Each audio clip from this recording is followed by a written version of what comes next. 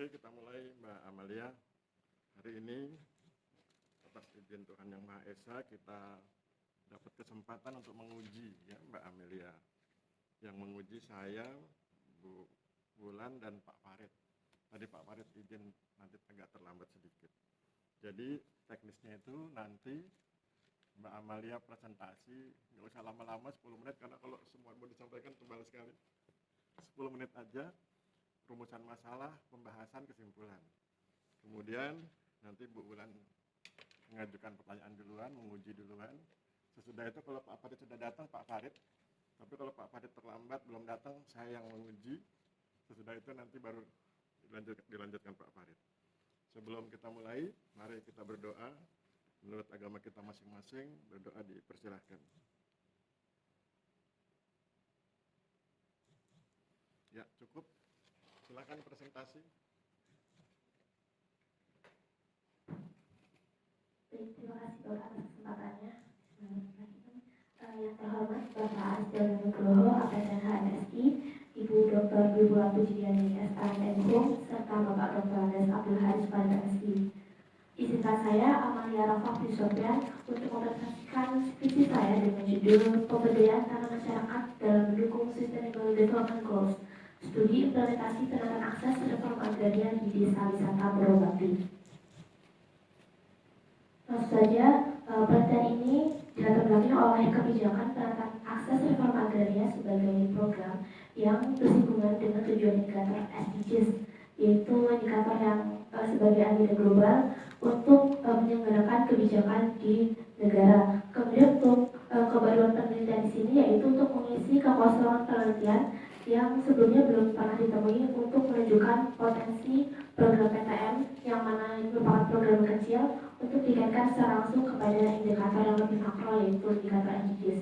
Kemudian untuk tujuan penelitian ini terkait dengan pertanyaan penelitian yang akan dijawab, yaitu yang pertama bagaimana riwayat implementasi PTM di Desa Purwodadi serta bagaimana model dan juga strategi PTM yang dilaksanakan. Kemudian yang kedua bagaimana potensi kegiatan PTM untuk mencapai tujuan SDGs yaitu pada 5 tujuan SDGs yaitu SDGs 1, 2, 5, 8, dan 17.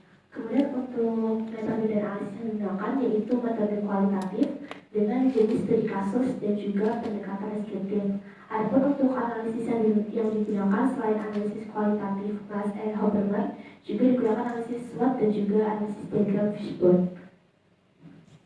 Kemudian untuk kerangka pemikiran yaitu sebagai berikut, yang mulai dari payung dari pembangunan berkelanjutan sebagai landasan bagi kebijakan di Indonesia yang salah satunya merupakan reforma agraria yang diselenggarakan melalui penataan aset dan juga penataan akses.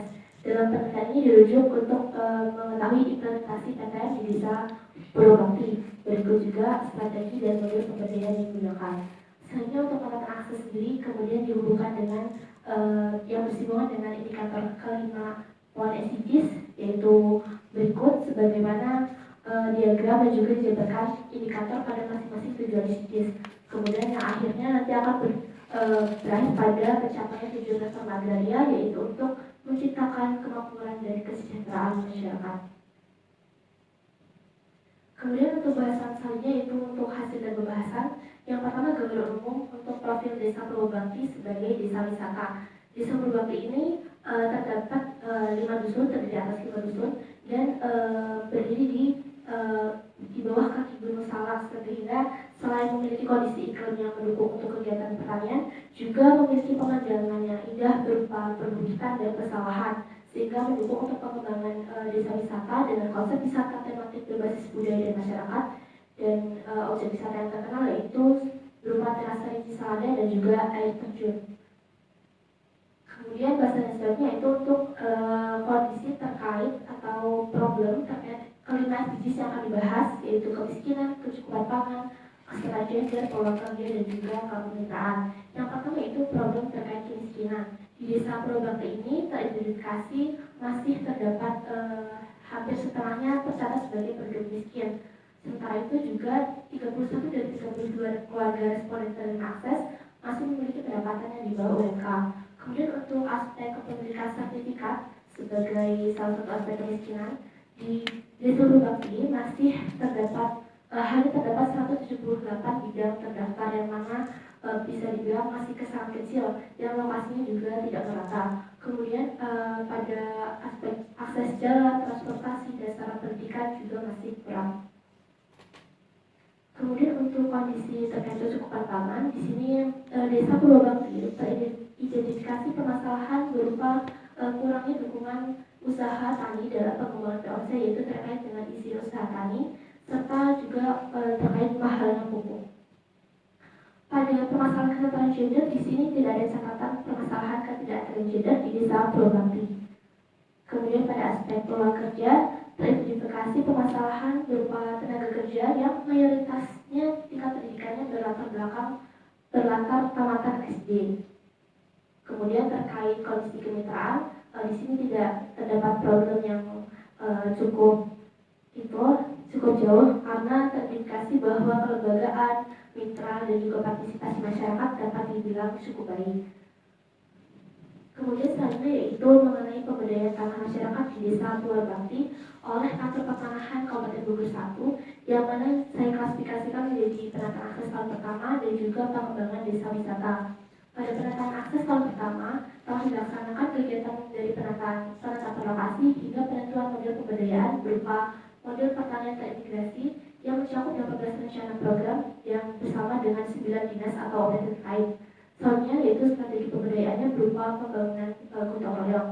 Kemudian pada kegiatan pengembangan desa wisata, di sini BPN Kabupaten Bogor 1 berperan sebagai inisiator penghubung antara desa dengan sekretaris daerah dan juga membantu kegiatan desa dalam penilaian kegiatan anugerah desa wisata, yaitu meliputi packaging produk UMKM, pembelian baju seragam kegiatan.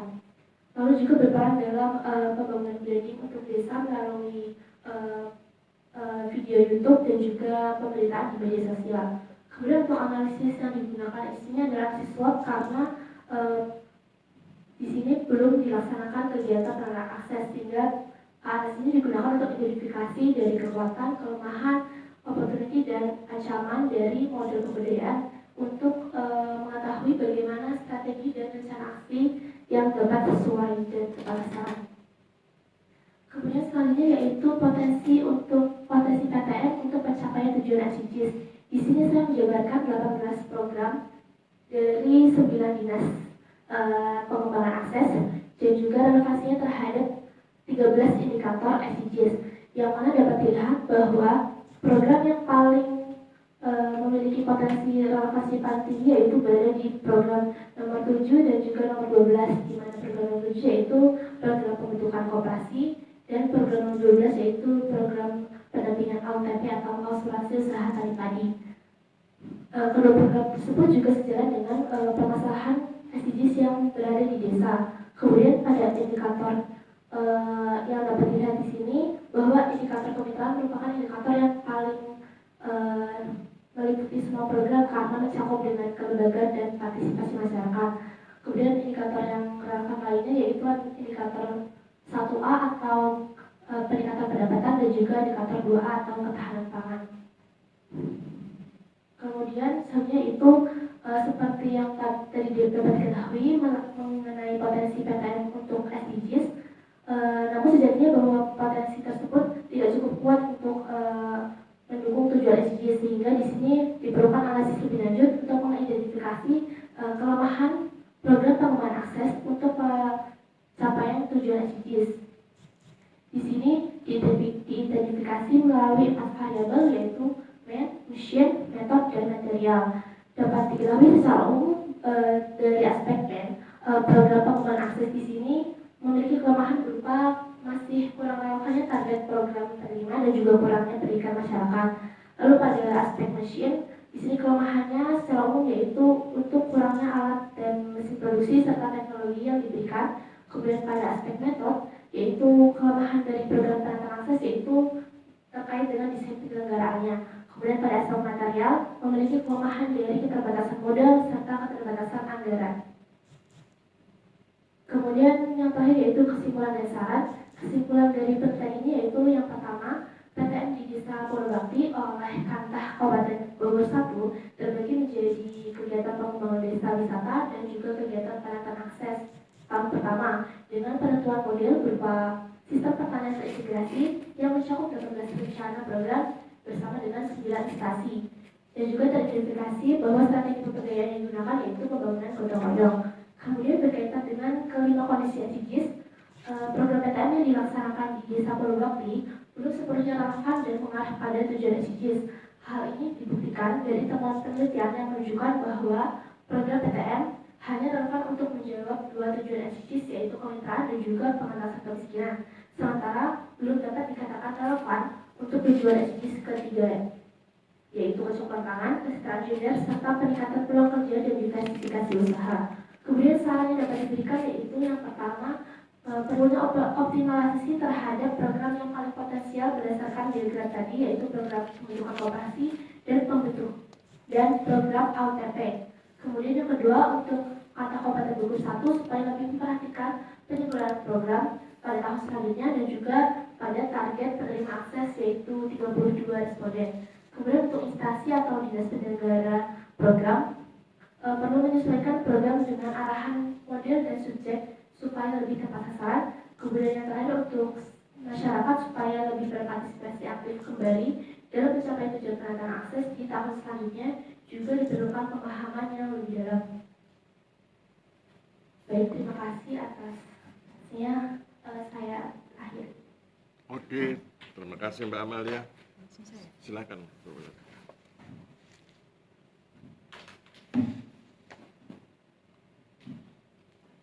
Oke, baik. Terima kasih kepada Pak Aris selaku Ketua Penguji. Saudara peneliti, ini judul yang Anda sampaikan adalah pemberdayaan tanah masyarakat dalam mendukung Sustainable Development Goals, studi implementasi penataan akses reforma agraria di Desa Wisata Purwabati. Pertanyaan saya yang pertama terkait judul ini ya, apa itu SDGs dan kenapa harus SDGs ya? Baik, terima kasih Bu.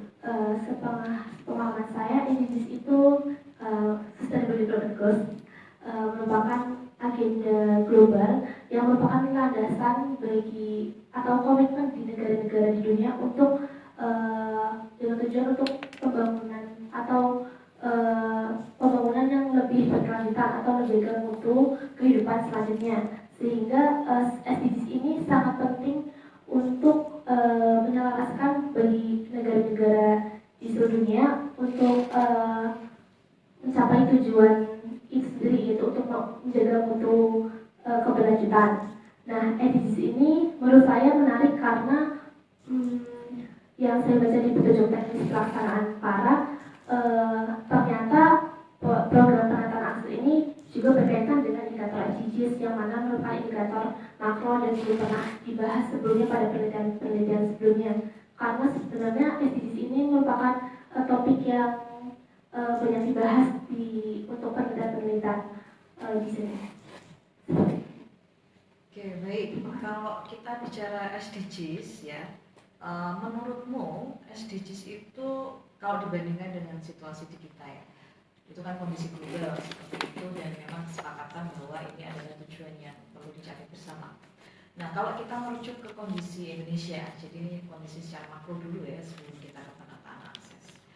Kalau kita kaitkan dengan SDGs sebagai satu tujuan yang sudah disepakati bersama, menurutmu ini realistis tidak? Dan untuk kita sendiri, untuk Indonesia ya kira-kira begitu ya, bagaimana upaya untuk bisa mencapai SDGs? Kira-kira itu realistis tidak sih dengan kondisi kita yang sekarang ini? Dan saya kira kamu bisa berikan contohnya. Kalau realistis itu yang seperti apa? Kalau itu tidak realistis, ada problem apa? Baik Bu, untuk permasalahan di Indonesia sendiri terkait SDGs menurut saya realistis pada beberapa poin, misalkan pada SDGs pengentasan kemiskinan misalnya. Diketahui juga permasalahan di Indonesia terkait kemiskinan kan masih banyak. Jadi dalam tujuan pembangunan berkelanjutan melalui Perpres 111 tahun 2022 yang merupakan lanjutan dari agenda SDGs, di situ menetapkan tujuan global, sasaran global, serta instansi atau kementerian pelaksana yang dapat melaksanakan tujuan-tujuan SDGs tersebut. Kalau realisasinya misalkan dalam pengentasan kemiskinan dari kelembagaannya, misal dari mungkin program-program yang pernah dilakukan seperti program perlindungan sosial atau bantuan sosial, sepertinya relevan dengan permasalahannya di Indonesia, maksudnya relevan SDGs dengan permasalahan Indonesia itu relevan sehingga dapat dikaitkan, dapat dilaksanakan, maksudnya dapat bermanfaat, berguna agenda SDGs tersebut terhadap permasalahan kemiskinan di Indonesia.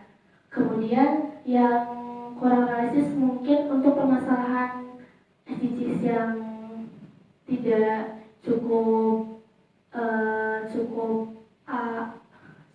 kenal di Indonesia, seperti mungkin untuk kesetaraan gender ya Bu, misalnya menurut saya, karena standarisasi kebijakan di Indonesia mengenai kesetaraan gender ini masih kurang, terutama pada keterlibatan perempuan yang mengharuskan 30%, dan juga bagaimana penyetaraan mengenai akses dan kontrolnya tersebut seperti masih perlu dikaji lebih dalam seperti itu. Oke, baik. Tadi pertanyaan saya kan realistis atau tidak? Artinya itu bisa dicapai atau tidak dengan melihat kondisi kita. Nah, tapi kamu menjawabnya kan relevan atau tidak. Nah, jadi kira-kira kalau realistis itu artinya kita optimis tidak sih kalau tujuan-tujuan yang termuat dalam SDGs itu kita juga bisa itu, kita bisa capai entah kapan itu. Nah, menurutmu realistis tidak itu? Atau sebenarnya itu ya nanti pada akhirnya hanya tertinggal menjadi tujuan atau cita-cita saja, tapi ya kita mungkin persentase capaiannya hanya berapa persen kira-kira gitu. Bagaimana pendapatmu? Kamu termasuk yang optimis atau yang pesimis kalau melihat tujuan atau SDGs itu dibandingkan dengan upaya-upaya kita untuk ke sana, itu kira-kira seperti apa? Kalau saya merasa tujuan-tujuan karena tujuan SDGs banyak dan juga upaya-upayanya juga banyak dan kementeriannya masih banyak, itu maksudnya masih perlu koordinasi dan penjelasan antar dalam pencapaian tujuan SDGs tersebut. Tapi saya merasa masih realistis Bu, misal terhadap poin-poin yang relevan dengan permasalahan yang terdapat di Indonesia. Oke, baik. SDGs itu ada berapa? 17 target. Oke, terus kenapa kamu hanya memilih 5 ya di antaranya? Bisa dijelaskan?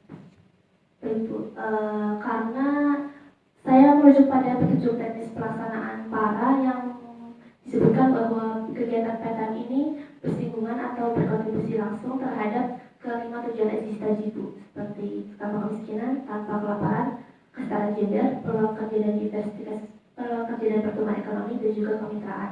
Di situ hanya disebutkan 5 poin SDGs yang bersinggungan. Oke. Berarti yang eksplisit disebutkan hanya 5. Oke, baik. Saya tertarik ke penelusuranmu ya, penelusuran literatur yang terdahulu ya. Terdahulu terkait dengan ini sebenarnya kan semacam evaluasi ya secara tidak langsung dari program-program pemberdayaan yang sudah ada. Kira-kira ini nyambung nggak sih dengan SDGs, kira-kira yang gitu kan? Kira-kira nyambung atau tidak dengan 5 tujuan SDGs yang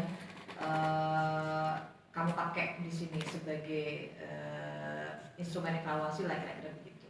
Nah, yang ingin saya tanyakan, ini kan ada beberapa yang lengkap nih, beberapa riset yang ternyata temuannya lengkap nih, semua dari 5 tujuan SDGs itu ada, tapi ada yang menarik. Jadi ada yang judulnya program kemiskinan, tetapi dari indikator kemiskinan itu ternyata kamu menemukannya ya kamu temukan ya, itu hanya sebagian saja, dan indikator yang lainnya dibilang ya bisa dibilang minor ya, tidak ada. Jadi ini ada program pemberdayaan industri kreatif di kota Cirebon. Programnya adalah pengentasan kemiskinan.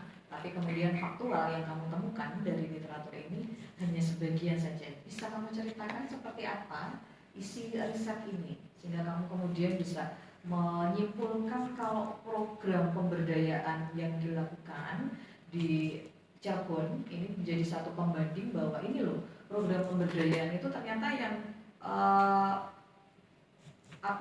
template-nya atau istilahnya slogannya saja kemiskinan, ternyata dia juga tidak menjawab kemiskinan.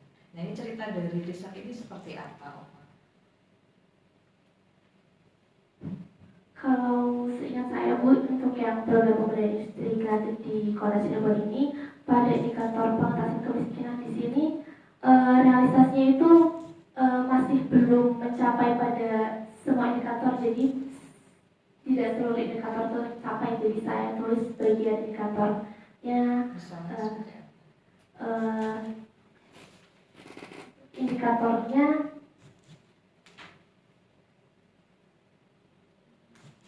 Ini cerita tentang program pemberdayaan industri kreatif di Cirebon, ini kegiatannya apa sih yang dilakukan? tentang pemberdayaan mengenai ibu industri kreatif. Industri apa? Ini menjadi menarik karena kamu berpijak ke program-program yang sudah ada ya, dan kamu coba urai, kamu coba lihat mana sih program yang paling lengkap, atau kira-kira ini program-program yang ternyata dia strategis nih untuk menjawab. Kalau kamu tadi memilih 5 tujuan SDGs, ini ternyata strategis nih. Nah ini kalau ini malah kebalikannya nih, judulnya aja untuk kemiskinan, tetapi ternyata nggak ada gitu. Ibu, ini untuk program yang pemberdayaan industri kreatif di Kota Cirebon di sini terkait pengentasan kemiskinannya, menunjukkan bahwa ternyata sebagian responden merasa penghasilannya sedikit meningkat atau meningkatkan pendapatan, sementara sebagiannya merasa penghasilannya malah berkurang. Jadi saya tulis sebagian seperti itu. Maksudnya indikator ini masih 50-50 untuk mencapai dari indikator kemiskinan. Ini penerima manfaatnya siapa mereka? Dari industri kreatif ini pelaku usaha. Oke, kalau yang itu programnya ya. Nah sekarang perbandingannya dengan yang dikerjakan oleh Muhammad Nizar ya. Jadi dia hampir sama nih karakteristiknya dengan penelitianmu. Jadi klasternya adalah desa wisata. Jadi ada pemberdayaan masyarakat untuk pengembangan wisata, desa wisata lah kira-kira begitu ya kalau kamu tuliskan di sini. Nah, di sini semua tujuan SDGs itu lengkap, dari mulai kemiskinan, kecukupan pangan, kesetaraan gender, pekerjaan yang layak, sampai kemitraan itu lengkap. Nah, ini isinya seperti apa? Saya jadi penasaran sih seperti apa bentuk programnya.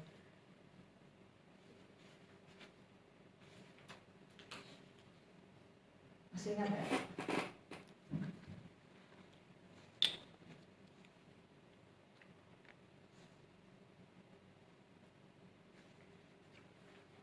Penelitian Taufik tentang pemberdayaan masyarakat dalam pengembangan pariwisata desa wisata itu. Iya. Kalau yang tahu saya di sini tentang Taufik untuk menunjukkan bahwa pemberdayaan masyarakat di desa wisata tersebut berdampak pada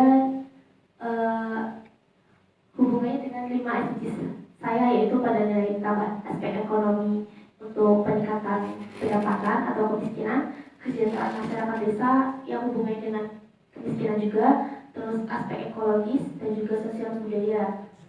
Kemudian ada juga peningkatan pendapatan di sini masyarakat melalui jasa layanan wisatawan dan pencaharian petani, tentu untuk merepresentasikan program tanpa kemiskinan dan tanpa kelaparan karena sektor petani. Kemudian pada keterlibatan ibu-ibu itu cerminan indikator SDGs kesetaraan gender. Kemudian yang peluang kerja itu sepertinya juga direpresentasikan dari peningkatan pendapatan masyarakat atau peluang kerja seperti itu, Bu. Sama yang terakhir tentang kemitraan di sini aspeknya dari kegiatan pemberdayaan masyarakat itu sendiri, Bu, yang menggandeng mitra lain sepertinya. Seingat saya seperti itu. Oke.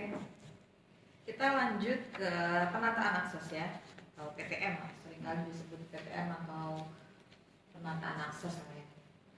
Nah, di halaman 27 ya. Jadi sebenarnya ada yang menarik di penataan akses kita karena ada beberapa usulan model. Meskipun kamu masih tahun pertama ya di sana, jadi belum ada penyusunan model, tapi rencananya udah ada kan ya, rencana model. Dan kamu tadi kalau saya tidak salah pertanian terintegrasi ya. Oke, jadi ada beberapa penawaran dari model penataan akses yang sudah disiapkan. Jadi kira-kira klaster ini akan cocok untuk pertanian korporasi, terintegrasi, urban farming, kolaborasi lintas sektor, CSR, lalu ada pengembangan kawasan tematik, CSF, lalu ada UMKM terintegrasi. Nah, kalau di Purwabekti ini kan pada akhirnya adalah pertanian terintegrasi ya. Bedanya dengan model pertanian korporasi apa? Kalau sepengetahuan saya yang pertanian terintegrasi ini lebih ke eh, menggait hubungan antara pertanian juga peternakan atau perikanan, maksudnya antara, kalau disebutkan ini biotik dan abiotik, itu yang dari model pertanian terintegrasi. Kalau pertanian korporasi ini lebih ke sistem pertanian korporasi, sedangkan yang di desa Purwabekti ini lebih menonjol ke hubungan dari antara pertanian, perikanan, dan peternakan itu. Kalau pertanian korporasi Itu lebih ke sistem pertaniannya itu. Kalau pertanian korporasi dengan pertanian terintegrasi itu melibatkan mitra atau tidak? Tergantung program yang dijalankan. Mungkin yang lebih melibatkan mitra korporasi. Kalau terintegrasi tidak ada mitra. Tergantung program pengembangan asli juga, cuman menurut saya dasar dari pertanian terintegrasi itu dari kondisi hubungan untuk mengintegrasikan pertanian dengan komponen biotik dan abiotik dari pertanian ke misalnya peternakan dan perikanan. Oke. Mitra itu penting atau tidak dalam sebuah program pemberdayaan? Menurut saya penting, Bu. Penting untuk apa? Menyesuaikan dengan kondisi atau target sasarannya sebenarnya sih, Bu. Mitra yang menurut saya mitra penting dalam menyesuaikan target atau apa ya, misalnya mitra yang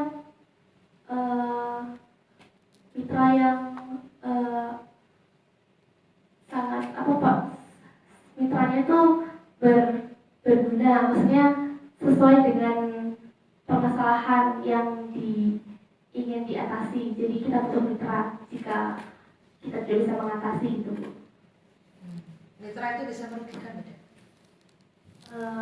Jika dalam pelaksanaannya tidak terdapat kerjasama dan tujuan bersama yang mau dicapai dengan baik, maka bisa merugikan. Bisa merugikan. Berarti lebih baik bermitra atau lebih baik berdikari? Menurut saya tergantung dengan kondisi yang di lapangan, misal kondisi yang ingin diatasi. Oke, kita ke Fishbone deh. Nah, Fishbone ini kan clusteringnya ada 4 ya yang kamu pakai, ada man, mesin, method, dan material.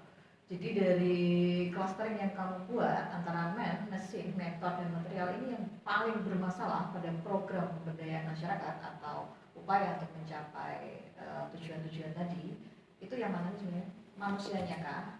Alatnya kah? Metodenya kah? Atau seperti apa? Atau prosedurnya? Saya mau tahu. Dari yang kamu coba analisis ini, kira-kira problem terbesar itu sebenarnya di mana? Menurut saya pada metodenya, karena mencakup desain penyelenggaraannya, sedangkan kalau untuk man, mesin, dan material itu bagaimana di lapangannya. Kalau metode menurut saya paling berpengaruh karena desainnya kan memiliki pengaruh pada penyelenggaraan programnya. Di sini desain yang dilakukan kelemahannya yaitu penyelenggaraannya yang oleh di pihak luar ada BPN, sehingga kontribusi BPN untuk pencapaian SDGs kurang. Terus untuk penyelenggaraan atau desain dari penyelenggaraan yang kurang pendampingan yang berkelanjutan, juga kurangnya pemenuhan infrastruktur dan peningkatan lain dasar seperti contoh itu merupakan kelemahan, karena seharusnya itu bisa diatasi karena itu kan berdasarkan kondisi atau pemetaan sosial yang di lapangan, sehingga itu seharusnya bisa dikaji ulang seperti itu. Oke, baik. Terakhir ya, catatanmu terkait dengan penataan akses reforma agraria atau PTM, program pemberdayaan tanah masyarakat. Ini dalam evaluasi kebijakan, kita kan ada posisinya adalah kebijakan ini harus diubah atau diganti atau dilengkapi. Jadi kan posisinya harus begitu ketika kita mengevaluasi sebuah kebijakan. Nah, dari catatanmu terhadap analisa yang kamu lakukan ya dengan indikator-indikator SDGs, menurutmu PTM ini harus diapakan sebagai sebuah program? Menurut saya diubah terkait dengan penyelenggaraannya. Maksudnya yang saya garis bawahi misalnya dari target sasaran program penerima dari PTM, itu kan sebenarnya ada program pengembangan akses yang sasaran programnya itu bisa jadi berbeda dari program PTM. Misalkan dari program PTM itu untuk subjek dari pemilik tanah, sedangkan program dari pengembangan akses dari dinas-dinas itu belum tentu untuk subjek reforma agraria, sehingga menurut saya itu masih harus ditata ulang untuk misalnya untuk pencapaian SDGs. Oke, baik, terima kasih, sudah cukup dari saya. Saya kembalikan ke Ketua Komisi Pak Arif. Silahkan. Oke, terima kasih Bu Bulan.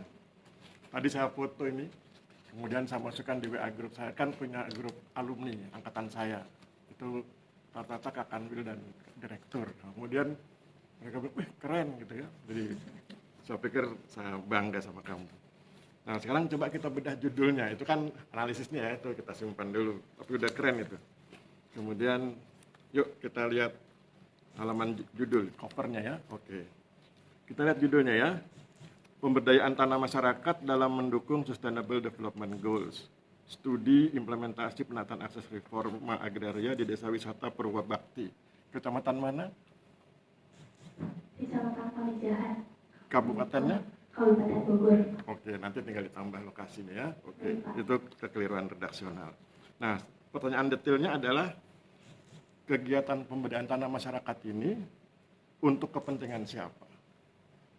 Untuk kalau berdasarkan tujuannya pemberdayaan tanah masyarakat ini untuk subjek dari reforma agraria, yaitu yang pemilik dari tanah hasil dari reforma agraria. Kalau saya bilang untuk kepentingan masyarakat boleh?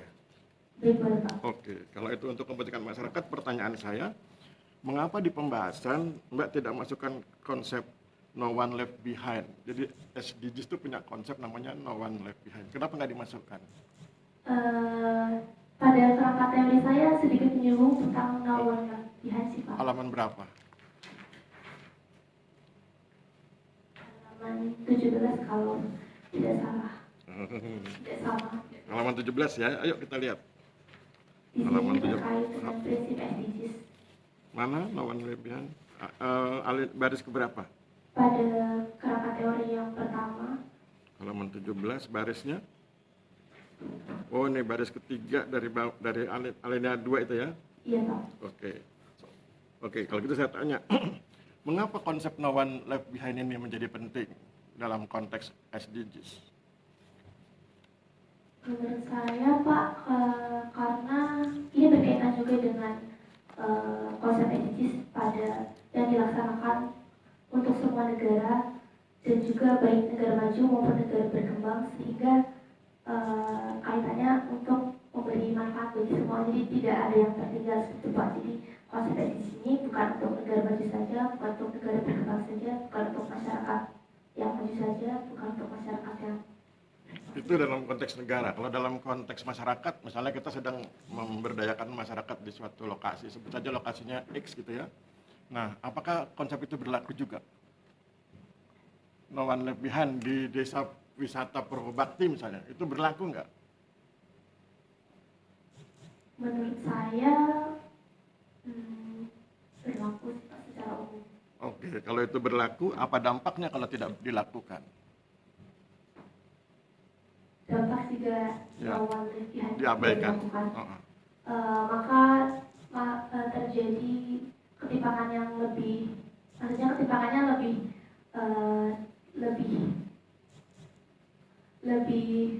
bermasalah gitu Pak. Kalau non left behind-nya tidak diperhatikan dalam konteks lokasi pengamatan kamu itu, maka kemudian kan yang terjadi adalah ada yang tertinggal ya. Kalau terjadi ada yang tertinggal, maka berarti kan yang terjadi bukan no one left behind, tapi free fight liberalism. persaingan bebas, kompetisi bebas antar para pihak, antar kelompok masyarakat atau bahkan antar individu ya. Dan itu menunjukkan bahwa SDGs itu kapitalistik. Jadi no one left behind itu menjadi pembeda antara ide-ide kapitalistik dengan sosialistik gitu ya. Oke, sekarang kita lihat halaman berikut. Saya suka dengan halaman 3 Romawi itu. Biasanya orang nggak nguji halaman 3 Romawi ya. Tentang moto itu. Oke, kita lihat motomu itu. Iya. Saya suka. Saya bacakan moto yang kamu buat. Oh, Fata nama kamu loh. Iya, Pak. Oke. Tetapi bumi tetap memutari matahari. Tetapi bumi tetap terus berkali-kali kau ulang. Itu bicara tentang apa? Itu saya terinspirasi dari sistem tata surya tata bumi sih Pak. Maksudnya relevan juga Ya. dengan kehidupan. Itu kan objek fisiknya ya. Tapi kalau objek konseptualnya apa? Eh, Apa filosofi di balik kalimatmu itu loh? Relevansinya itu saya maksudnya di sini tetapi bumi tetap memutari matahari walaupun walau ada debu. Itu menurut saya relevansinya saya harus tetap bergerak walaupun banyak menghadapi rintangan depan. Oke, kalau gitu saya bantu. Berarti kamu belum tegas itu memaknai yang Pak. itu sebetulnya sedang bicara tentang keteguhan hati. Gitu? Kalimat yang kamu tulis itu sebetulnya sedang bicara keteguhan hati. Nah, saya ingin memberi nasihat, nanti tambahkan di halaman 3 Romawi itu. Tulis nasihat saya. Driving the situation. Driving the situation. Kendarai situasi. Mengendarai situasi itu seperti orang naik mobil itu. Kalau turunan dia siapkan remnya. Kalau tanjakan dia hati-hati dengan gasnya. Ya. Jadi kapan kamu harus ngegas, kapan kamu harus ngerem, itu menjadi penting. Driving the situation. Sekarang kita masuk ke bagian berikut. Kita mulai agak serius sekarang ya. Halaman 5. Perumusan masalah. Apa duluan ya? Perumusan masalah. Sudah ketemu? Perumusan masalah itu halaman 5 dan halaman 6. Saya kan lulusan metodologi ya. Nah, saya ingin memberitahu kamu kalau kamu lupa bahwa rumusan masalah itu kalimatnya biasanya kalimat tanya. Rumusan masalah biasanya kalimat tanya. Kalau perumusan masalah itu cenderung ke kalimatnya bersifat pernyataan. Nah, kamu memilih perumusan masalah, berarti kalimatnya pernyataan. Saya pikir udah oke, kalimatnya bukan pertanyaan. Tetapi kemudian ada syaratnya. Perumusan masalah itu harus mampu menunjukkan yang mana yang das sollen, yang mana yang seharusnya, dan yang mana yang das sein, yang mana yang senyatanya. Pertanyaan saya, bagian mana dari perumusan masalahmu itu yang das sollen dan yang mana yang das sein? Yang mana yang seharusnya dan yang mana yang senyatanya?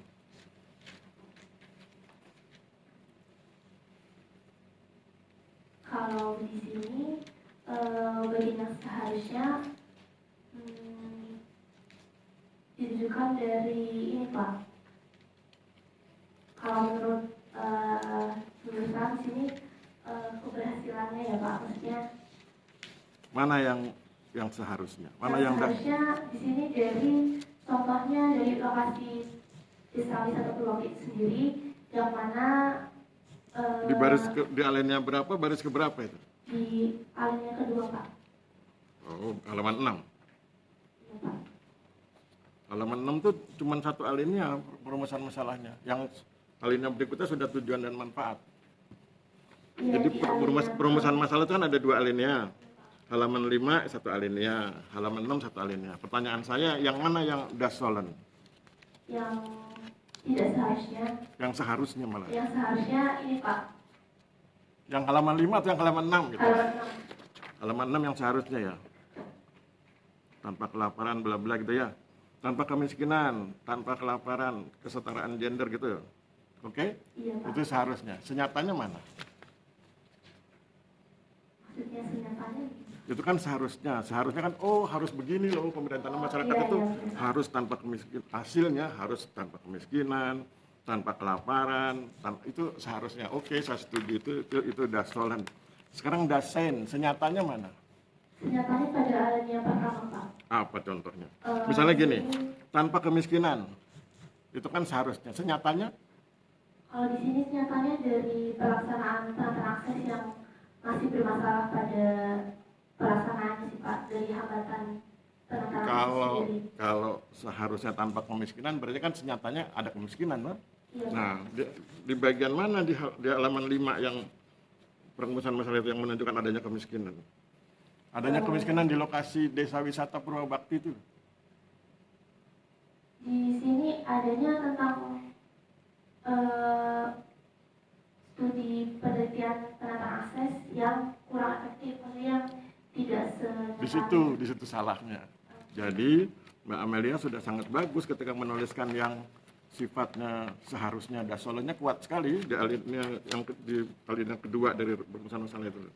Yang halaman 6 yang tanpa kemiskinan, tanpa kelaparan, kesetaraan gender dan seterusnya, itu menunjukkan kehebatan Mbak Amelia menulis tentang dasolen yang seharusnya. Tetapi Mbak Amelia tampaknya lupa mana yang senyatanya. Harusnya ditunjukkan senyatanya di lokasi desa Purwabakti misalnya. Tanpa kemiskinan berarti ada kemiskinan di sana itu berapa persen kemiskinannya atau seberapa banyak atau bagaimana konstruksi kemiskinannya. Tanpa kelaparan, apakah di sana ada kelaparan? Terus kemudian kesetaraan gender bagaimana dengan konstruksi kesadaran gendernya gitu. Itu ditulis di seharusnya. Jadi nanti kalau saran saya nanti tambahkan aja perumusan masalah yang pertama itu yang halaman 5 itu kan semacam prolog, pengantar cerita. Kemudian masuk ke Mbak langsung ke dasolen toh. Sesudah itu baru dasen. Nah, tinggal nanti tambahkan dasennya. Carikan lawan katanya dari yang Mbak tulis tanpa kemiskinan. Berarti tunjukkan kondisi kemiskinan di Desa Purwabakti. Tanpa kelaparan, tunjukkan konstruksi apakah ada kelaparan. Saya yakin nggak ada ya. Kemudian kesetaraan gender dan lain sebagainya. Oke, gitu ya. Sekarang saya pengen perdalam di yang halaman 6, yang perumusan masalah. Itu ada ADWI itu apakah Asosiasi Desa Wisata Indonesia? Ini kegiatan Enggak, baca Alina pertama. Kesuksesan kegiatan ADWI. Iya, Itu Anugerah Desa Wisata Indonesia. Lain kali ditulis kurung buka Anugerah Desa. Karena saya pikir tadi asosiasi. Karena ada juga Asosiasi Desa Wisata itu ya. Itu terus pertanyaan berikut. Apa kegiatannya? Itu kan dibilang kesuksesan kegiatan. Kegiatannya apa? Dari sini kegiatannya berupa bantuan dalam kegiatan desa ADW ini dari Kantor Pertanahan Kabupaten Bogor 1 dan juga kegiatannya penataan akses tahun pertama. Itu kan namanya anugerah. Itu kan anugerah desa kegiatan wisata. ADW-nya itu berupa penilaian Pemberian penghargaan, apresiasi atas itu. Nah, kalau itu adalah sebuah anugerah atau apresiasi terhadap apa yang dicapai oleh desa wisata Purwabakti itu, apa hubungannya itu dengan SDGs? Apa hubungannya anugerah desa wisata itu dengan SDGs yang sedang kita diskusikan? Sebenarnya kaitannya secara tidak langsung sih Pak, karena menurut saya adanya kegiatan ADW ini secara tidak langsung kan bisa contoh dalam perda ini dapat meningkatkan pendapatan masyarakat, dapat meningkatkan peluang kerja yang secara langsung juga bersinggungan dengan indikator tujuan SDGs. Gitu. Yakin? Iya Pak. Harusnya langsung, jangan tidak langsung. Maksudnya kan kalau kita sedang membuat perumusan masalah, kita sedang mencari kesenjangan antara yang seharusnya dengan yang senyatanya, tunjukkan perbedaan yang jelas itu. Bahwa seharusnya begini, senyatanya begini, gitu ya. Jangan semuanya samar-samar. Oke, kita masuk ke halaman 39, halaman yang paling saya suka ini. Karena di sini kan kelihatan tajamnya kajian Mbak Amelia. Halaman 39 sudah, pertanyaan penelitian? Oke ya. Itu ada 6 poin, bagaimana riwayat implementasi, bagaimana potensi kegiatan, misalnya SDG 1 tanpa kemiskinan, bagaimana potensi, dan seterusnya tuh ya. Nah, pertanyaan saya, Mbak Amelia paham nggak bahwa potensi itu ada 2? Ada yang namanya potensi nyata dan ada potensi tidak nyata. Paham nggak? Atau lupa, atau, ada juga, ada Pak di halaman sekian gitu. Kalau pada penelitian ini tidak menyinggung potensi nyata dan tidak nyata sih Pak. Tapi ada itu ya? Ya, ada Pak. kan gini, potensi nyata itu kemampuan yang sudah terungkap. Sedangkan potensi yang tidak nyata itu kemampuan yang belum terungkap. Belum ada buktinya. Diketahui desa itu punya potensi bla bla bla, tapi selama ini belum digarap, belum berhasil dibuktikan gitu ya. belum berhasil membuktikan kemajuan misalnya begitu, dan ada yang sudah digarap, nah dari sekian banyak potensi itu yang mana yang nyata, yang mana yang tidak nyata? Oh, Kan ada halaman potensi itu ya, bab khusus. berdasarkan ini Pak, kalau dari diagram ini potensi yang nyata itu potensi dari pengentasan kemiskinan, kecukupan pangan, peluang kerja, dan kemitraan. Sedangkan yang potensi tidak nyata dari kesetaraan gender Pak. Oh itu, Mbak sangat meragukan itu ya? Iya Pak. Tapi itu betul, memang betul sangat diragukan di lapangan. Untuk yang kesetaraan gender iya Pak, karena harus diidentifikasi setiap tahapan dari integrasi gender itu. Mbak meragukan kesetaraan gender itu apakah karena Mbak tidak mendapatkan data atau karena Mbak belum mencari data? Karena belum dilaksanakan programnya Pak, jadi belum bisa diketahui. Berarti belum diketahui? Ya, tidak nyata. Berarti tidak ada datanya? Berarti belum boleh bersikap? Kan ilmuwan tidak boleh bersikap tanpa data. Kalau datanya belum ada, Mbak nggak bisa menilai. Jadi persoalannya belum ada datanya atau belum diterapkan di lapangan? Belum diterapkan di lapangan. Berarti ada datanya? Ada data bahwa itu belum diterapkan? Iya, ada Pak. Halaman berapa? Eh,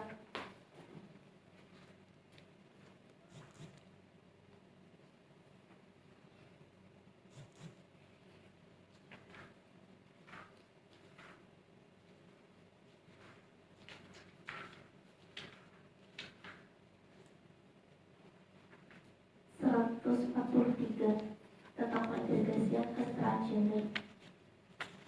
143.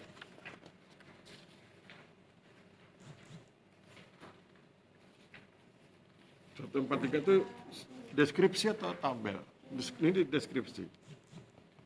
14 sama halamannya 143 tuh?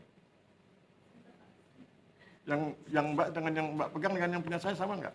Halaman sedikit Di sini berbeda, Pak. 143 tuh uraya deskripsi. Terus dia ngomong soal homestay. Oh iya Pak. Di sini juga disinggung sedikit sih Pak, dari faktor akses, faktor kontrol dan manfaat itu. 142 mungkin yang Mbak maksud ya. 142 itu kan tabel. Tuh loh, pelibatan perempuan dalam kegiatan penataan akses. Oke? Itu yang Mbak maksud. Itu yang menunjukkan kelemahan penerapan kesetaraan gender. Iya Pak. Yang faktor akses, faktor kontrol, dan faktor manfaat. Faktor akses, faktor kontrol. Seperti diagram fishbone. Oke, itu menunjukkan bahwa kesetaraan gendernya masih lemah. Iya, belum dapat diukur karena dari faktor kontrol, dari faktor manfaat belum bisa diketahui karena belum diimplementasikan. Terus yang paling mencolok atau paling urgen yang mana tuh yang tadi Bu Bulan tanya? Mesin, metode, material yang mana? Di halaman 144 itu. Metode Pak. Metode. Apa itu coba baca? Kurangnya pendampingan khusus pada kelompok perempuan dan juga kurangnya upaya dan standarisasi pada integrasi gender. Kalau kurangnya pendampingan khusus pada kelompok perempuan saya bisa paham ya, karena mungkin di lapangan belum sempat ada pendampingan. Tapi kalau dibilang kurangnya upaya dan standarisasi, itu kan konsepnya universal standarisasi. Iya Pak. Terus kenapa disalahkan masyarakat sekitar? Karena Masyarakat lokasi penelitian? karena desainnya belum ada ketentuan dari misalnya standarisasi dari keterlibatan perempuan di program penanganan akses berapa. Berarti kesalahannya bukan di masyarakat setempat, tuh? Iya, dari metode dari desain penyelenggaranya Pak. Oke. Sekarang kita lanjut halaman 40. Bukan lanjut, ya mundur ya. Halaman 40 di metodologi. Kritik saya adalah kenapa gunakan buku tahun 2008? Halaman 40. Baris ketiga tuh loh. Creswell 2008. Karena sudah tahun berapa? Kenapa nggak pakai yang tahun 2020 sekian gitu loh? Kan banyak gitu. Kamu tinggal klik googling aja sebentar itu. Gitu ya? Untuk yang Creswell, Ya nggak harus dia, tapi pakai yang lain banyak tuh. Ada puluhan itu. Jadi saran saya nanti periksa semua yang lama-lama itu ya, ada 2002, 2010. Kasihan nanti kalau kamu terlalu lama, ketajamanmu terganggu. Ketajamanmu membahas. Kenapa saya bilang terganggu? Nah, karena kamu menggunakan pola-pola lama seperti ini dengan metodologi lama, maka kemudian di masa lalu memang itu diperkenankan ketika kesimpulan tidak langsung menyelesaikan pertanyaan penelitian. Nah, sekarang dalam metodologi yang baru, kesimpulan itu harus menjawab research question. Nah, karena kamu gunanya ke tahun 2008, coba lihat kesimpulanmu itu. Ya kan, kesimpulanmu tidak menjawab research question. Padahal kan misalnya begini loh, research questionnya kan berapa tadi itu? 6 ya, bagaimana riwayat, implementasi, dan seterusnya itu. Harusnya kesimpulanmu tuh begitu. Kesimpulan, titik 2 misalnya, kasih prolog silakan. 1, bagaimana riwayat implementasi bla bla bla gitu ya. Terus nomor 2, apa tentang kemiskinan, jelaskan. Nah, karena kamu gunakan buku tahun 2008, yang muncul kesimpulannya seperti ini. Kan ilmu berkembang ya. Di buku-buku terbaru metode kualitatif itu tidak diizinkan ketika pertanyaan research questionnya 6, kemudian ini nggak nyambung, kalau bahasa metodologisnya kesimpulanmu tidak menjawab research questionmu. Itu pertama. Yang kedua, kesimpulanmu bias. Kenapa? Di dalam research questionmu tidak ditanya itu relevansi. Kan kalau kamu kan ngomong soal misalnya sepenuhnya relevan, dapat dikatakan relevan, tadi kesimpulan tuh. Nah, kalau kesimpulan seperti itu, research questionnya harusnya berbunyi seberapa relevan, atau kalau gunakan yang kualitatif, bagaimana relevansi.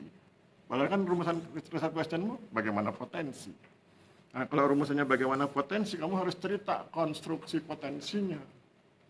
Begitu. Jadi itu yang saya pakai, saya wanti-wanti, jangan gunakan buku tahun 2008 untuk menjawab masalah di tahun 2024, gitu ya. Supaya kamu nggak terjebak dengan metodologi masa lalu. Oke, terakhir sebelum saya serahkan ke Pak Farid. Lihat halaman 123. Tabel 18. Tabelnya ini kan kamu suka gender ya, kesetaraan gender. Makanya saya pilihkan yang paling kamu sukai. Oke, sudah ketemu? Halaman 123, tabel ke-18. Nilai penting indikator kesetaraan gender. Kamu jelaskan faktor partisipasi, faktor akses, faktor kontrol, faktor manfaat. Kemudian ada nilainya. Ya. Pertanyaan saya, tabelmu ini empirical condition atau bukan? Atau conceptual condition? Konsep. Terus empirical conditionnya mana? Aktualnya yang ini Pak, yang di subbab selanjutnya. Halaman berapa? Yang tadi. Kenapa tidak disandingkan dalam bentuk tabel yang empirical condition dengan yang conceptual condition? Supaya orang bisa lihat, oh ini konsepsinya begini, empiricalnya begini. Dalam bentuk tabel nggak yang empirical condition? Bukan Pak, karena yang seperti tadi dibahas itu belum diimplementasikan, itu diketahui. Yang diagram, sebelum diagram sebuah penjelasan, diagram sebuah kesetaraan gender. Jadi kesalahannya ada di mana? Karena di lapangan tidak ada, atau kesalahannya ada di kamu karena tidak menyandingkan dua hal itu, antara yang konsepsional dengan yang empirical?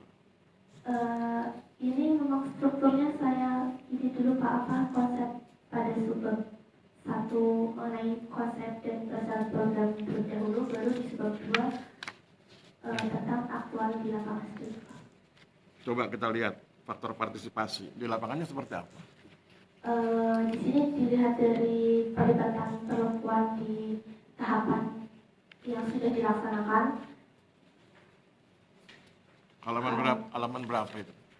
Jauh nggak halamannya?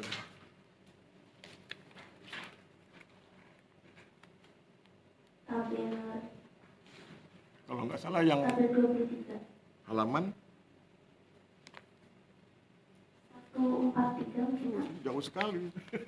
Itu makanya saya bilang, Iya Pak. jadi dibuat satu tabel, inilah yang conceptual conditionnya, ini yang empirical condition. Sehingga kemudian, oh iya beda, oh iya belum ada datanya, oh iya belum dilaksanakan. Gitu ya, saya pikir cukup. Silakan Pak Farid. Terima kasih Pak. Sudah. Baik, terima kasih Pak Aris. Kebetulan Oh iya. Mbak Arofah, ini tadi sudah Pak Aris mengambil kesimpulan pada kesimpulan itu saja. Saya Oh, di mana? riset questionnya kan ada 6. Oh, bukan di sini. Kesimpulannya 6. Gini ya? Iya, 2. Di sini juga. Sekarang, jadi saya melanjutkan ke Pak Aris tadi, ya harusnya 6. Terus ini, saya ingin tahu monyet itu laki-laki atau perempuan?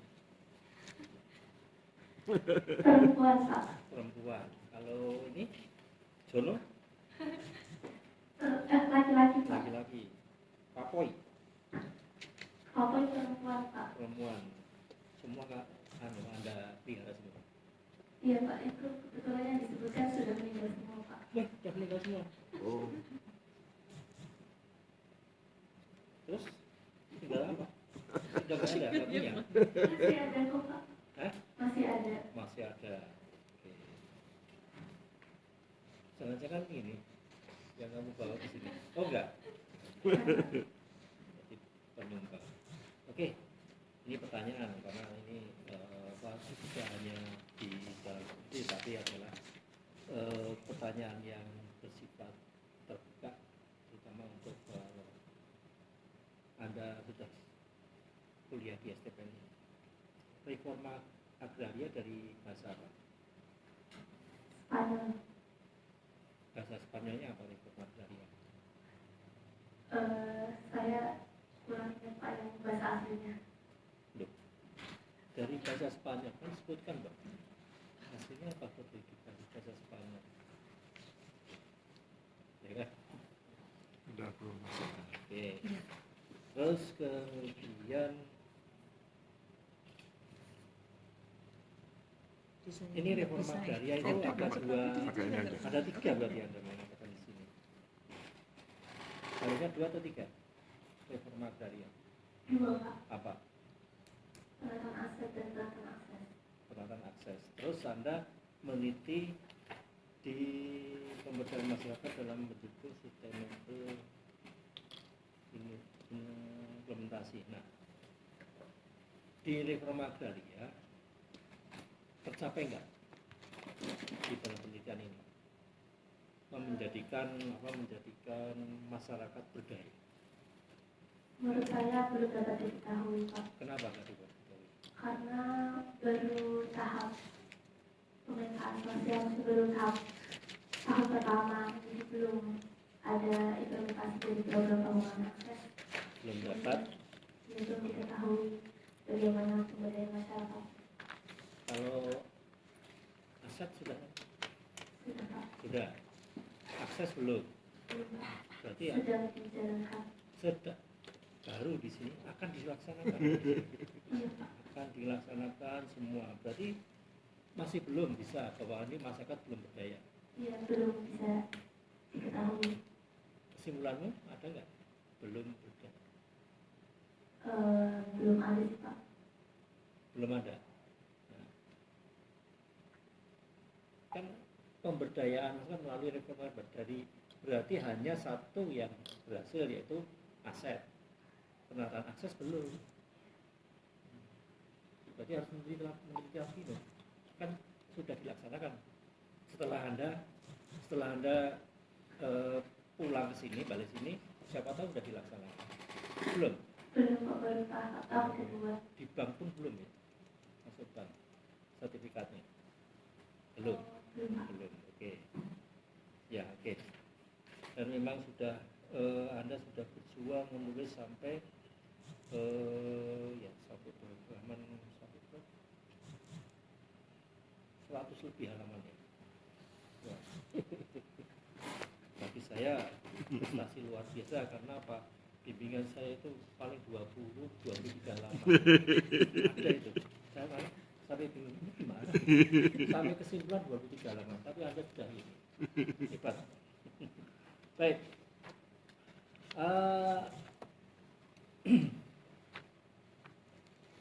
Saya ingin tahu gambar, maksud gambar di halaman 155 ini apa? Relevansi.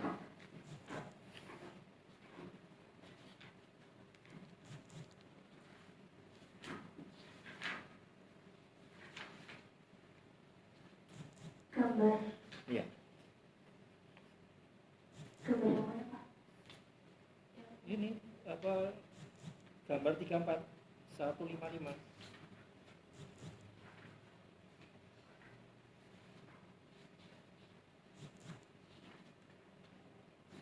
Diagram ini Pak. Iya, diagram ya. Beda lah. Kok bisa beda? Ini Pak. Iya. Ya maksudnya apa? Itu Oh. buku yang dia pegang beda dengan yang Bapak Oh, itu. beda. Oh iya. Ini halaman berapa tempatnya? Nggak ada Nah halaman. ini Oh, nggak ada halaman. Ya sudah, itu maksudnya apa? ini gambaran rangkuman dari tabel-tabel potensi PTM untuk masing-masing indikator SDGs di sini dijadikan satu diagram sehingga bisa dilihat secara umum. Yang di sini yang sebelah kanan mencerminkan program-program pengembangan akses yang akan dilaksanakan, itu 18 program. Kemudian anak panahnya menunjukkan relevasinya terhadap tujuan indikator masing-masing SDGs SDGs tersebut, Pak. itu, ya, oke. Berarti semua terhubung kan? Nggak ada masalah kan? Semua terhubung. Ada yang Ada yang tidak. Kan sulit sekali melihat yang terhubung mana, yang tidak. Sudah saking apa? Oke. Di antara itu yang terhubung itu mana yang paling berpengaruh? yang paling berpengaruh ini Pak, yang program 7 itu Program 7. pembentukan koperasi, dan juga program nomor 12 tentang pembentukan asuransi usaha tani padi. Yang paling berpengaruh. Iya Pak. Bagaimana cara Anda melihat itu paling berpengaruh di antara yang lain? Ini dilihat dari relevansi program tersebut dengan masing-masing indikatornya. Jadi di program pembentukan koperasi, contohnya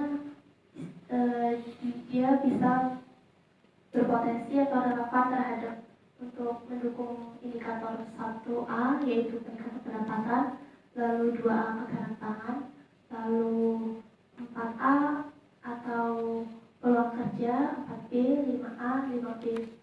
Oke. Itu yang paling berpengaruh. Iya. Sudah disebutkan di sini. Sudah Pak. Oke.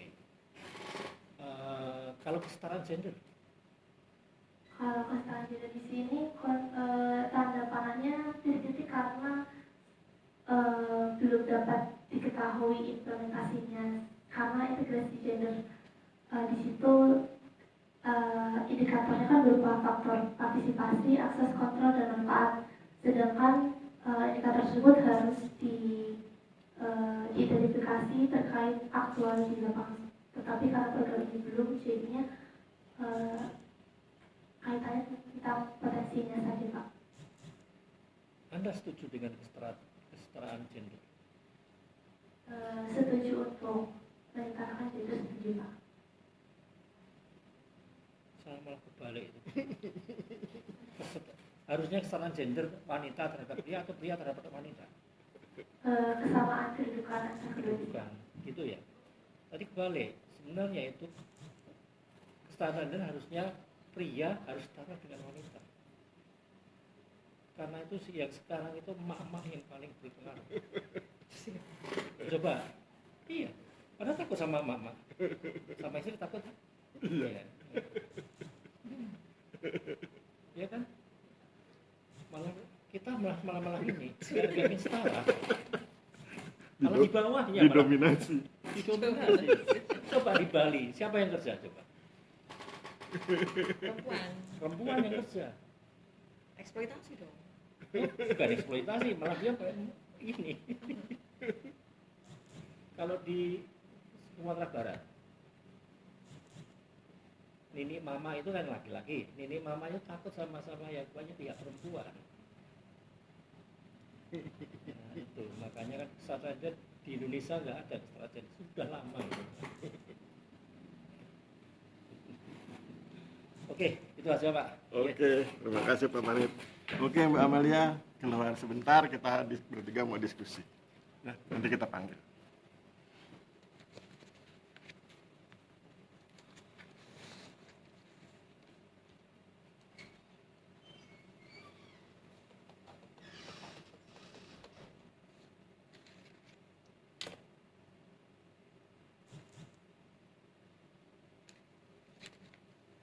bilang juga dia 100-an itu oh iya tapi si tempat saya ada 20 tak suruh nambahin Ini 87 semua ya? ya 87 Termasukkan ya? ya lebih daripada ngitung untuk pecahan Ini harus biasanya pecahan tapi Pakai ini aja Mbak Wulan. Iya. Ini sudah, yang Pak Farid sudah masuk. Mbak Wulan sudah. Silakan mana yang mau diambil angkanya. Bimbingan Pak Farid yang 23 halaman itu Aldinul orang itu tak tahu udah tak kasih ini dia kan hanya rumah 3